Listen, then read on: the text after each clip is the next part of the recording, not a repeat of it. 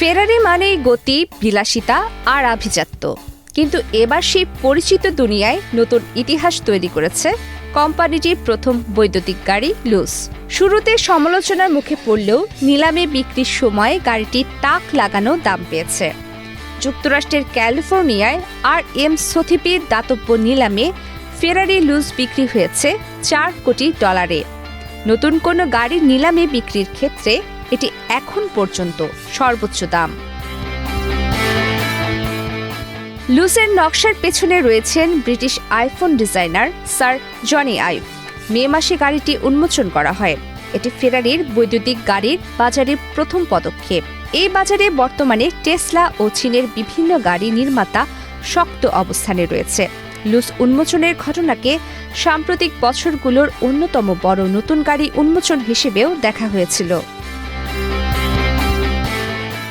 নিলামে বিক্রি হওয়া লুসটি ছিল বিশেষভাবে তৈরি একটি কাস্টম গাড়ি। এতে রয়েছে অনন্য সাদা ফিনিশ, বিশেষ নকশার চাকা, কাস্টমাইজড ব্রেক এবং আরও কিছু বিশেষ যন্ত্রাংশ। তবে গাড়িটির ক্রেতাকে তা প্রকাশ করেনি সোথিবিস। নিলাম থেকে পাওয়া পুরো অর্থ ফেরারি ফাউন্ডেশনের শিক্ষা কার্যক্রমে ব্যয় করা হবে। তবে বাজারে আসার আগে গাড়িটি নিয়ে তৈরি হয় বিতর্ক। লুস উন্মোচনের পর ফেরারি ভক্ত ও সমালোচকদের একাংশ এর নকশা নিয়ে প্রশ্ন তোলেন। তাদের অভিযোগ, ব্যাটারি চালিত প্রযুক্তি ও 5 আসনের বিন্যাসের কারণে গাড়িটি ফেরারির ঐতিহ্যবাহী নকশা ও ব্র্যান্ড পরিচয় থেকে সরে গেছে। তবে ফেরারির প্রধান ডিজাইন কর্মকর্তা ফ্লাভিও মানজোনি সমালোচনাকে স্বাভাবিকভাবেই দেখছেন। মে মাসে দেওয়া এক সাক্ষাৎকারে তিনি বলেন, নতুন কিছু তৈরি করলে সমালোচনা আসবে। তার বিশ্বাস, সময়ের সঙ্গে মানুষ লুসকে গ্রহণ করবে এবং গাড়িটির প্রতি আগ্রহ বাড়বে। ফেরারির এখন লুসের বিক্রির নির্দিষ্ট লক্ষ্যমাত্রা প্রকাশ করেনি। তবে ফিনান্সিয়াল টাইমসের এক প্রতিবেদনে বলা হয়েছে, চীনের শক্তিশালী চাহিদার কারণে চলতি বছরের জন্য নির্ধারিত লুস বিক্রির লক্ষ্য ইতিমধ্যে পূরণ হয়েছে। লুস উন্মোচন ঘিরে আগ্রহ ছিল বিশ্বজুড়ে।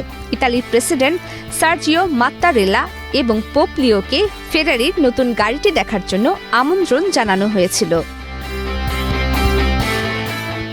দাতব্য নিলামে ফেরারির এমন উচ্চ মূল্যে গাড়ি বিক্রির ঘটনা অবশ্য নতুন নয়। 2025 সালে বিশেষভাবে তৈরি একটি ফেরারি ডেটোনা SP3 নিলামে $2 কোটি 60 লাখ বিক্রি হয়েছিল। তখন সেটিই ছিল নিলামে বিক্রি হওয়া নতুন গাড়ির সর্বোচ্চ দাম।